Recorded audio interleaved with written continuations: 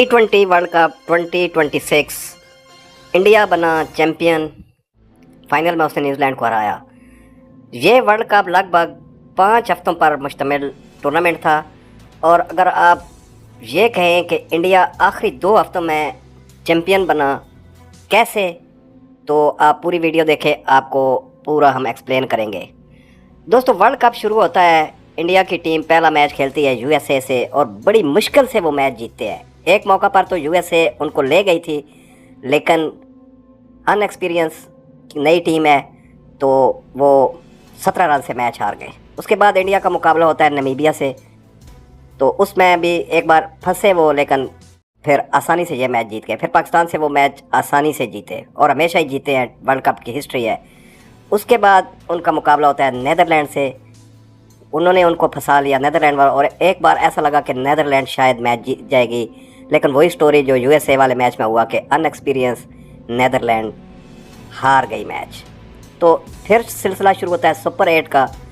तो south Africa से पहला मैच पड़ता है इंडिया का और साउथ अफ्रीका बुरी तरह हराती है इंडिया को।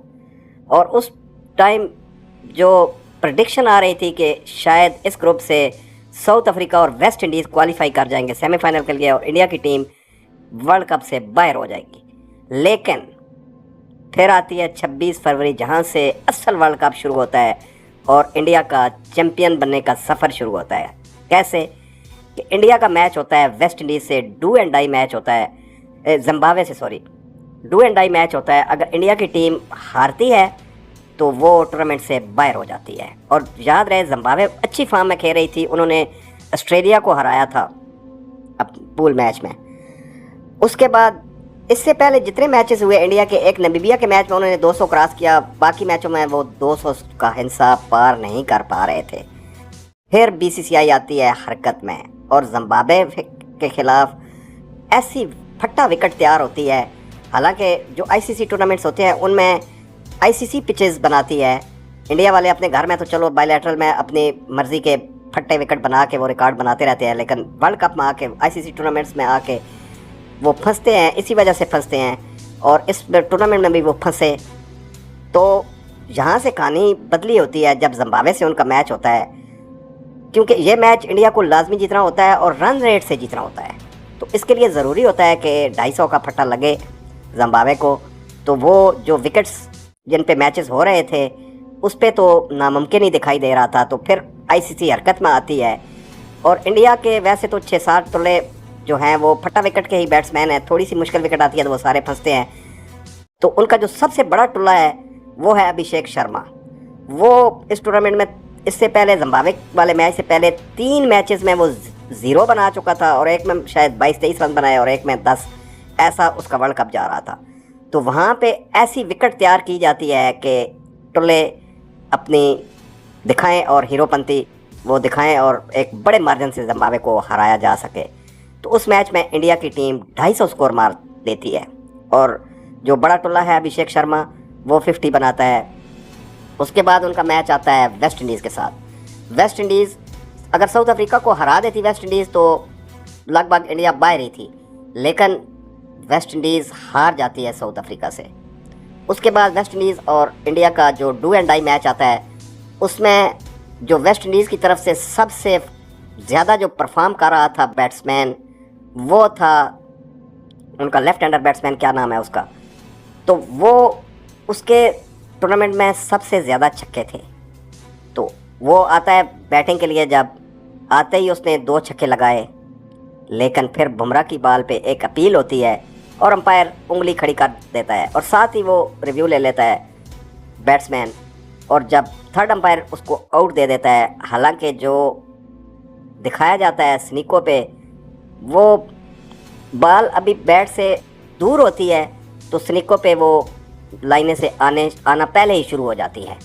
तो वेस्ट इंडीज़ वालों ने काफ़ी इस बात पे वो रिएक्ट भी किया मैच के बाद कि जानबूझ के आउट दिया गया, लेकिन बर्क है वेस्ट इंडीज़ 195 प्लस कुछ स्कोर बनाती है जो आसानी से इंडिया की टीम चेस कर लेती है। और इसमें जो उनका एक और टुल्ला है संजू सैमसन, जो पहले बाहर बैठा हुआ था, और इस मैच से पहले साफी ने पूछा भी था सूर्या कुमार से कि संजू सैमसन का कोई चांस है खेलने का, तो वो उसने एक बड़ा फनी सा जवाब दिया कि आप क्या चाहते हो कि मैं अभिषेक शर्मा को बिठा दूं, तिलक वर्मा को बिठा दूं, मतलब कि कोई चांस नहीं है उसका। लेकिन जैसे ही वो फटा विकेट तैयार होती है, एकदम से संजू सैमसन आता है और उस मैच में वो 95 रन मार देता है और आसानी के से इंडिया की टीम 200 के करीब टारगेट होता है वो चेस कर जाती है और सेमीफाइनल में चली जाती है। अभी सेमीफाइनल उनका पड़ता है इंग्लैंड के साथ। इंग्लैंड की टीम भी अच्छी फॉर्म में है और अच्छी बॉलिंग है इंग्लैंड के पास, लेकिन टुल्ले फटा विकेट और 250 का फटा तैयार इंग्लैंड को चेस करने के लिए मिलता है। और जाफर आर्चर जो कि इस टाइम तेज़ तरीन बॉलर है वर्ल्ड क्रिकेट में, स्विंग करता है ना, उसकी बॉल स्विंग, और सबसे ज़्यादा महंगा बॉलर वो 4 ओवर में 64 रन वो खाता है।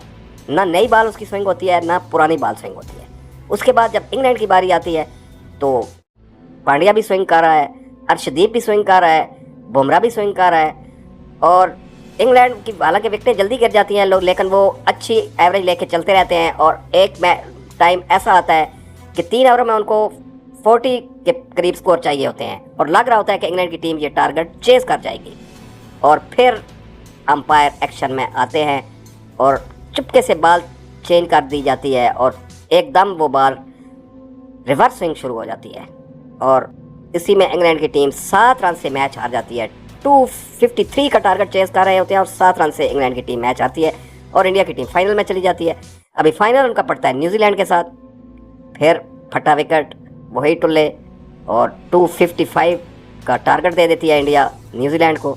न्यूजीलैंड जब बैटिंग करने आती है तो उनके एक वही स्टोरी एक बार फिर कि बॉल फिर स्विंग होना शुरू हो जाता है और वन साइडेड इंडिया की टीम चैंपियन बन जाती है। और इसमें भी जब टुल्ला अभिषेक शुरू में उससे हिट नहीं लग रही होती, जब वो टफ ही आता है बॉलिंग पे करने के लिए तो एक बॉल वो बीट करता है आउटसाइड द ऑफ स्टंप और अंपायर वाइड दे देता है और साइमन डोल कमेंट्री में बोल रहा होता है कि ये कहाँ से वाइड है बॉल भाई, और अगली बाल मजबूरन उसको विकेट में करे, उस पर उसको बाउंड्री लगती है। तो साइमन डोल बोलता है कि उसको मजबूरी है कि वो विकेटों में बॉल करे, अभिषेक की रेंज में बॉल करे, क्योंकि थोड़ी सी बॉल बाहर होगी तो अंपायर ने तो वाइड दे दी, हालांकि वो वाइड नहीं होती।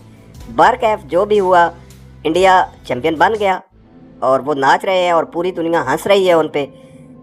हालांकि ये टूर्नामेंट वाहिद ऐसा T20 वर्ल्ड कप हुआ है कि जिसमें लोगों का इंटरेस्ट ही ख़त्म हो गया था, क्योंकि जिम्बाब्वे वाले मैच के बाद और ख़ुसूसन जो वेस्ट इंडीज़ वाले मैच में हुआ उसके बाद लोगों को पता था कि इंडिया ने जीतना ही जीतना है और ICC उसको जितवाएगी और वो जितवा के रहे।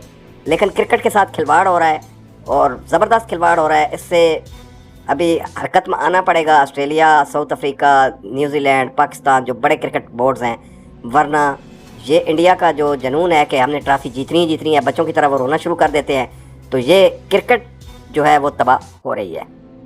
अगर तो आपको वीडियो अच्छी लगी है तो चैनल को सब्सक्राइब करें, वीडियो को लाइक करें, शेयर करें। मिलते हैं अगली वीडियो में।